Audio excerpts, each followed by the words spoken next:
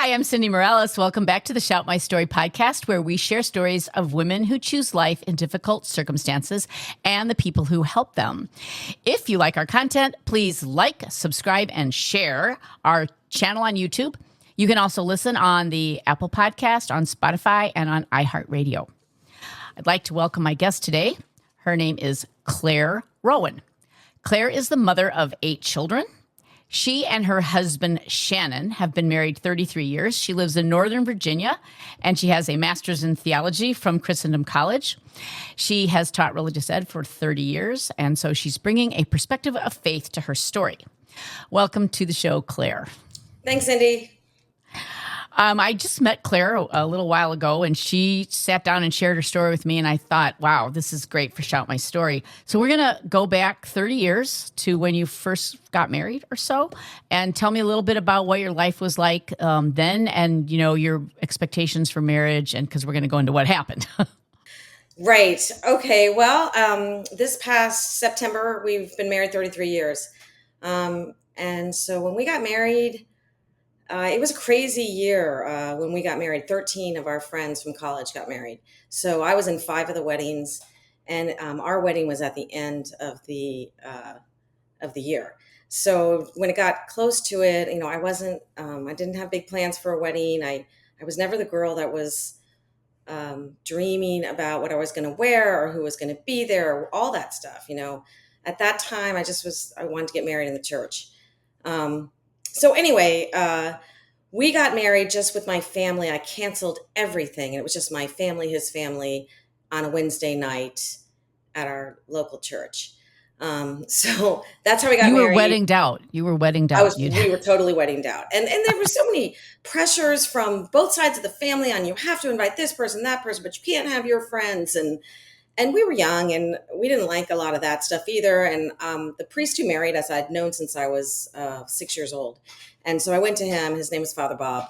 And I was like, Father Bob, I can't do this, you know. And so he understood. And so we ended up getting married on a Wednesday night. It happened to be September 11th, 1991.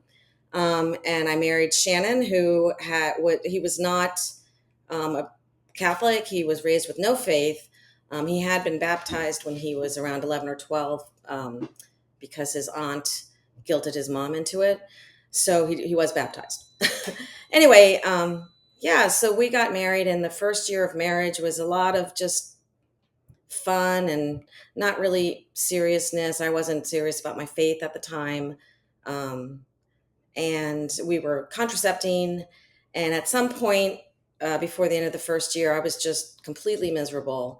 And I knew this wasn't right. So I went to him and I said, I can't do this anymore. This isn't what I believe. And I understand if you don't get it and if you want to get divorced, because I wasn't really clear about this.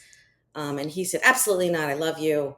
You know, let's live the faith. So he started going to mass with me, and we started practicing NFP. And so that was huge. I mean, I can't recommend it enough. You know, women maybe sometimes feel like the person they're with who doesn't have the same faith isn't going to love them, or is going to not understand, or doesn't know. And then when actually they love you and they want to, you know, learn about the faith. Anyway. So once you started practicing NFP, were you like thinking we're going to have a baby soon? I was going into this conversation thinking, oh, you were a nice Catholic girl, so you got married, so you thought you'd have a family right away. Right. And you know, I thought I was a nice Catholic girl. I mean, I think I was, but I certainly wasn't practicing the faith the way that the faith is supposed to be practiced. You know, I mean, this is a huge issue for young couples, I think, especially ones who are not well formed in understanding being open to life and the beauty of the, you know, sexual relations in marriage and what it's meant for and how God intended it to be. So now we're practicing the faith and using NFP, but actually Shannon was funny because he thought, you know, every time around that I would be pregnant. And I'm like, well, no, actually the woman's body works this way. And this is, you know, there really is something to fertility. And so, you know, one night we were going to be together, and I said, well, I know I'm fertile. And he's like, okay, well, let's have a baby. So it was pretty wild for me, having lived through this kind of, joking around about having kids, not having kids, having a big family, but never being serious about it in the dating and the first year of marriage. But now here we are actually practicing it. So I became pregnant that night, and it was pretty funny because I don't think he really expected it, like, oh my gosh, no way, And So how long had you been married by that time? at that point, we got married in 91. I became pregnant in 93. Okay, 2 years. Yeah. All right. And was it a normal pregnancy as far as you knew? It was for, Initially, it was totally normal. I had morning sickness. At 11 weeks, I had some spotting, so I went in to have an ultrasound. And there was a technician who did it, and she looked at the baby and said to me, "I don't think the baby's kidneys are forming." And I was like, "You gotta be kidding me. You can't see that at 11 weeks. I'm only 11 weeks." And at this point, I was super pro-life. I always was. I actually had worked for the diocesan family life office. So I'm, well versed on all this stuff, but I really didn't believe that she could see his kidneys at 11 weeks. So she suggested I come back in at 17 weeks for a follow-up. So, by the way, I wouldn't have believed that either, because I think at 11 weeks, the baby's like this big, so you can barely see it at all. So that's amazing, actually. And in amazing. 1994, the technology wasn't anywhere near what it is now. Where now you've got the 4D, but back then it kind of looked like a fuzzy test pattern on a television set. It was. I mean, it was incredible what she was able to see at 11 weeks. And it really just brings out that, it's always a human, from the conception, it's a baby. Anyway, so I went back in at 17 weeks, even though the doctor at the time I was seeing was like this country club doctor, and he didn't want to have anything to do with it. It was clear. So I go in with my mom to have the ultrasound, and the doc. Now I'm at Georgetown University Hospital, and the doctor I'm seeing is the head of maternal and fetal medicine, high risk, and he's the one who does the ultrasound. It's not a technician. It's a really well qualified physician who I ended up really liking a lot, even though not always in line with our thoughts. And I switched to him. So they send me out of the room and say, "Empty your bladder," and now looking back, Mom and I know that they were talking about, oh my gosh, this woman's child is going to die, has no chance of living. I had brought a VCR tape because back then you could tape your ultrasounds. And so I was really excited to have it recorded. So Mom and I come back in the room, and they turn it back on, and they look at the baby again, and then they turn it off, and they said, "Your baby has no chance of survival." And I was like, what? And of course, everything's going through my head on this reeling of my marriage and our being open to life. And this is our baby that we we were open to life. We gave it to God and said, okay. And I'm looking at him and I said, well, what do you mean? They said, well, 1%, he has 1% chance of living. And we're sitting there, and I said, well, is there someone I could talk to? Someone who's had the baby. And they said, no, everyone aborts. I'm like, you don't know anyone that I could talk to help me to understand, to go through it? And they said, nope, everyone aborts. We can't do the abortion, but we know places that can. And I was just like, well, I'm not going to kill my baby. And they were like, okay. So they're thinking about it, and they're like, well, here's what we can do. You come back in next week and we can tap the baby's bladder. And if we tap his bladder, they take out the serum in the bladder to see if it's going through the kidneys and if what's happening. Is there a chance that these kidneys are going to start working? So I was like, okay. And then the next Friday was Good Friday. And at this point, I am full on in my faith. And I was planning on spending, 12 to 3 at the church. And then my husband also had started RCIA classes, and he was coming into the faith on Easter Vigil the next day. It was really incredible. So anyway, so I said, okay, all right, fine. I have to come in. So I have to come in. So I came in on Good Friday, and they tapped the bladder, and nothing was happening. I mean, he wasn't, the kidneys weren't working. So Shannon came with me, by the way. And from then on, like, Shannon never missed one appointment. All future 7 children that I had, like, Shannon came to every single appointment, never missed an appointment, which was great. What mom doesn't want that? So at the 18 weeks, they definitely proved these kidneys are not going to function. Did they offer you abortion again? Yes. I mean, how strenuously did they offer it? Was it like kind of matter of fact, or was it like pushy? Do you felt like they were pushing you? I didn't feel too pushed, but they made it very clear that everyone aborts. Everyone aborts. That's what they do. There's no one to help you. And then they set us up the next week. They set us up with the specialty doctors. Okay, we're going to have you see a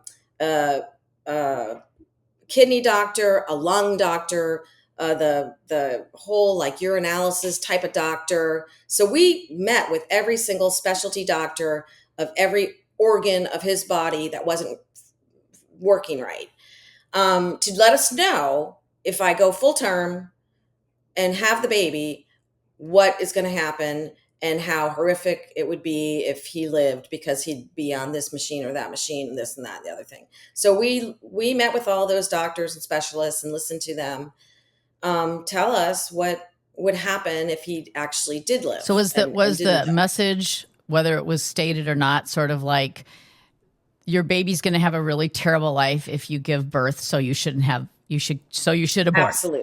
Okay. Absolutely. Everyone aborts. There's no quality of life. He's not going to be viable anyways. And that it was really shocking to us, because we had just recently just really committed our lives to the faith, to Jesus Christ and the Catholic faith. We were full on, like, we're not turning back, and it was great. I mean, it was really a gift. I mean, this little baby, we were never angry about what happened. We were just like, okay, what do we have to do? All right, so we're going to keep the baby. So what do we do now? I was actually going to ask that. Might as well do it now. Like, some people, especially if you're new to your faith, I would think that one reaction might be, God, what are you doing to me? I've just given my life to you. I'm doing everything right. This is how I get repaid. Yeah, I can see a lot of people feel that way. God has just really blessed me since I was a little girl. And he really loves me, and I know he does. And I screwed up big time, in high school and college, not living the life I should have been living. I was pretty well educated in my faith, which a lot of people aren't, I think. So I wasn't angry with him. I knew that I hadn't been truly faithful, and I also knew that he wasn't punishing me. It wasn't a punishment for my sins. It's just what happens. The babies didn't click the right way or whatever it is. And his kidneys didn't work. I don't know. How about your husband? He was even newer in the faith than you. Did he ever think, like, why is God doing this to us? No, Shannon's amazing. He's very, like, when he became a Catholic, he was all in, and what do you have to do? Oh, you're not supposed to do that? Okay. He's really blessed with human virtues that over the years have just been supernaturalized. And it is a gift. It is a gift. We've met people over the years, and even during the pregnancy, that had very different views than we did. But for some reason, I can't really explain why, we just went one day at a time. It's grace. It's just grace. But for someone who's not grace, in the faith or have the faith or just have that abandonment of trust to God, that sounds kind of facile. Like, oh, yeah, grace, whatever, blah, blah, blah. You know what I'm saying? It definitely is new. Yeah. Sure. Okay, so you're at 18 weeks and you've been just given this kid's not going to make it, but you've decided not to abort. Then what happened? So then I had regular checkups like any other expectant mother, and I would go in and have checkups. I was temping on the side. I was doing answering phones and typing at, a temp agency because I wanted to be doing something. So I met some people when I was temping that, they would ask me, "Oh, you're pregnant. When's your baby due?" And I'm a very open person. I'd be like, "Oh, I'm due, in September, but he's going to die, and what's the problem?" And then I would tell them, and so many people I didn't know, would say, "Well, why aren't you having an abortion? He's going to die anyways. Just go ahead and abort him." And I'm like, "Well, yeah, no, I'm not going to take his life. That's not up to me." Um, my husband had people at work, women at work, who told him that they'd had abortions and it was just like having a tooth pulled. And why doesn't she do that? I don't understand why Claire's not doing that. And he's like, "Well, it's our baby and we love our baby and we're not going to take his life." Um, so it was really shocking because I don't view it that way. I don't see it like that. Well, you were a witness to them. Even if they were shocked, at least they saw there was another viewpoint to theirs. There was an alternative way to believe, an alternative way to react to an adverse fetal Yes, diagnosis. absolutely. And also, having grown up in the 80s, I have a lot, I know I've been exposed a lot to abortion through my friends, through all kinds of reasons. And it's horrific. Abortion is a horrific thing where, you've had this intimacy with this person, whether it's your husband or a boyfriend or whatever, and you have this intimate act, and then a life is conceived. And then there's the crisis of, oh my gosh, if you weren't planning on having a baby. So to think of abortion and ridding yourself of that precious life and the way they go about it after this beauty of the intimacy of an act of supposed love, to me is just hard to grasp, and then having the aftermath of the friends. I know what they go through. I know what it's Mhm. all about, and it's not the answer, you know, for lots of reasons. Of course, there's the obvious moral reason, but it's not the answer. So, Um, anyway, no, sorry, no it's problem. No, sidebarred. this is good. This is good. How did you prepare for the birth? Because you knew he was going to have a very short life outside the womb. Emotionally, how did you prepare? Uh, well, I prayed a lot. I like to spend time in adoration. I say the rosary. I had a lot of friends praying for me. So there was a huge network at my parish. I had a great parish. The priest who was the pastor at that parish, not where I got married, I also had known him since I was a little girl. So that was a gift that I had no idea until I was older, to have that. And then, you know, there was no baby shower. There was no we didn't buy things. I mean, we didn't do. My mother bought me a blanket, and my sister got me a cute little pull toy. But those were the only two things that I had for him, because we didn't want to. I couldn't interiorly go down that. We were praying for a miracle, but we knew that he was, probably going to die. We wanted him to be born alive and baptized. That was very important to us. Even though there's a baptism of desire, we were hoping that he would be born alive. So, and I went to checkups. I went to the regular checkups. I was weighed. They, listened to me, and I remember telling nurses how tired I was, and they just were like, "Yeah, everybody's tired. Oh well, yeah, you're pregnant. So what?" Um, Kind of thinking, "Oh, no special treatment for me." So anyway, uh, yeah, that's you know mainly prayer and just kind of trusting that God's will be done. Because I didn't, again, wasn't overly excited and buying things and all that stuff because I didn't want to go down there. Oh, that's If totally that makes understandable. Okay, sense. so tell me about the day he was born. I don't know why you didn't name him Saint Dominic. By the way, I was thinking about that when you sent me a picture of his gravestone. I thought, oh, tell me about that Yeah, day. a lot of people. Oh, yeah. Um, so let me back up. So they were going to. He was breech. he was breech. Babies with this condition have low amniotic fluid. So I went in at 34 weeks and they were going to flip him because that's what they did. I don't think they do that anymore, but they manually flipped the baby. So they flipped him and he flipped right back. I mean, he was so comfortable just being breech. And they wanted him not breech because they knew he was going to have difficulties. And if he was going to live and they were going to try to save his life, they would prefer to have a head first vaginal delivery. But that didn't happen and my water broke. So they put me in the hospital on the high risk pregnancy wing. And at first they talked about inducing me, like, well, he's going to die anyways. Let's induce her. But then it wasn't me who said it. They said it. They said, no, wait, they want to give this baby the chance to live. Let's let her go into labor on her own.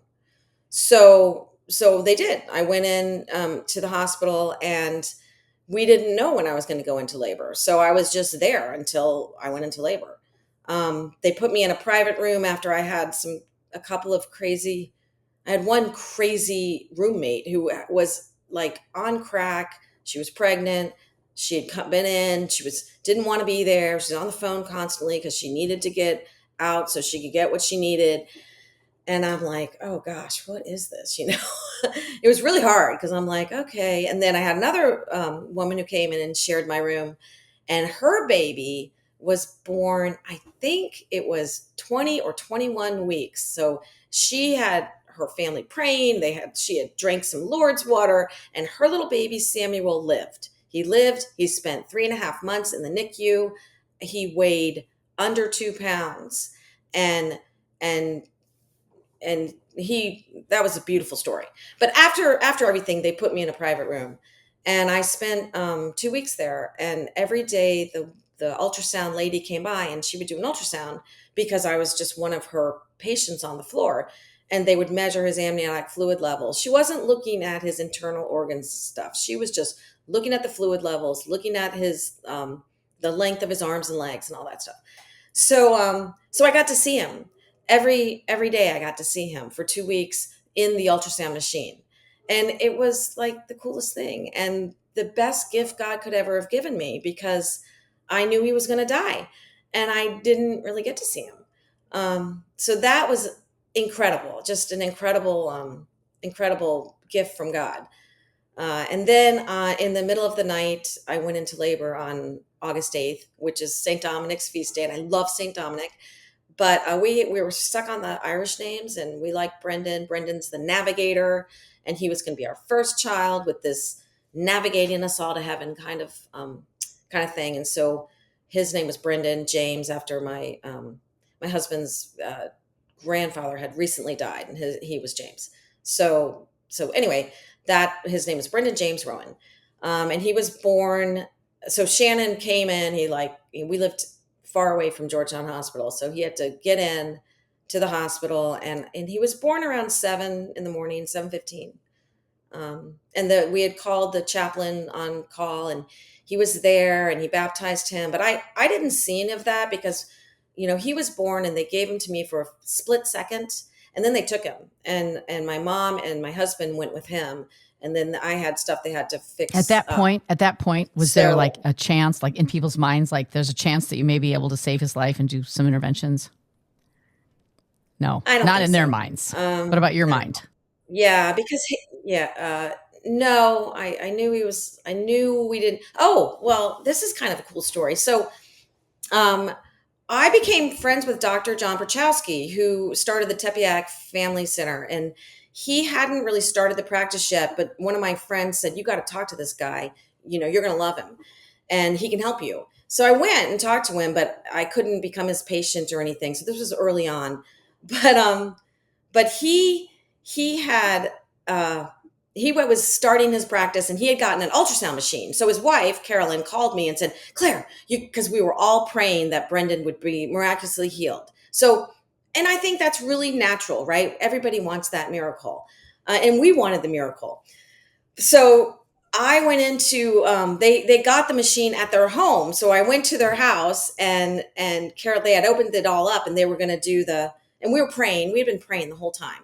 And they were doing the ultrasound to see if, if his lungs had been, the kidneys had healed and the lungs had formed. So it was really cool. And, Dr. John took a look at it, and they hadn't, and it was okay, and we were continuing to pray throughout the pregnancy until I delivered him.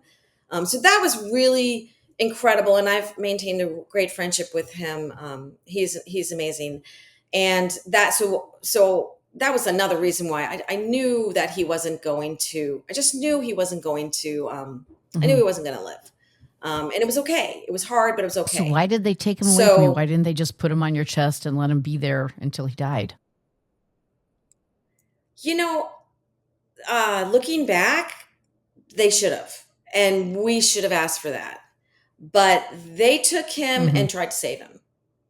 I mean, they took him and they tried. I mean, I wasn't there. My husband and my mom, they were there, and they tried to save him. So I don't really have an answer for that. I have, seen different stories and have some regret that didn't happen. But that's, okay. That's how it was. He was baptized by the priest there. How long did he live? He lived no more than a half hour. We held him afterwards. It was really hard. Babies have a reflux, and where it seems like they're gasping to breathe after they die. So that was really tough. And we held him, and thankfully, one of the nurses cut his hair for us and gave us his hair. But what happened for all the people in the hospital was they weren't used to it, because normally that baby was never born. Right. That baby was aborted. So you were able to witness to them too. Actually, you're a witness. You're a witness to them of what a loving birth looks like. You know what? We only have a couple more minutes, and I want to get a couple more things. So first question, two questions. First question, what advice do you have for women who find themselves in this situation where they're given an adverse fetal diagnosis, very likely their baby's going to die? What can you say to encourage them to choose life? Oh gosh. Pray, stay close to God, trust that God takes care of everything. There's nothing he won't take care of. His timing is perfect. So anything that he's given you, it's going to help you. It's going to help you in your path to heaven. And then that child is going to be on the path anyways. So just, trust in God, pray a lot. Don't listen to the naysayers, because you're going to hear a lot of that, and don't listen to that. Focus on, this is your baby. There's a reason that God put this in your life, and it's for your sanctification. Okay. This is the second. It's funny that you eat that. I didn't know what you were going to say, but my next question was, what do you say to people who say, because I want you to put your theology hat on too a little bit. How I've seen, the reason I'm asking this question is I see it on Twitter when people talk about like having a baby who dies or whatever. 1 minute. How can a loving God allow this to happen? You say trust in God, but why should I trust in God? How do you allow what? You know what I'm saying? Why would a loving God do this? God loves us so much, and there is sense in suffering. So, we believe that, God became one of us in the person of Jesus Christ. The second person of the Blessed Trinity became man, and he suffered and died for us. Our Lady, the Blessed Virgin Mary, she said yes to God, and she suffered throughout it too. So we are to look to them to emulate, because it's not about here on earth. It's about getting to heaven. So part of life here, because sin is here through the original sin of Adam and Eve, is suffering. And Jesus came and he suffered, died, and rose from the dead. He could have gotten off the cross. He certainly wasn't comfortable on the cross. But he went through it. He died for us. And Our Lady, she suffered right there with him too. So, it's not our suffering is our purification. It is what's going to help us get to heaven. The life, we are pilgrims passing through this life. This is not what it's all about. So I would say, God gave us the beautiful gift of life. That person is a life. Every person matters. And so we have to trust in him and know that he's God and I am not. So. Thanks so much. Okay, so we're out of time. Thanks so much for sharing your story, Claire. Hey, if you have a story to share, please drop me a line at info@shoutyourstory.org. And this is the Shout My Story podcast. I'm Cindy Morales. Thanks for listening. Thanks for inviting me. And thank you. Thanks a lot.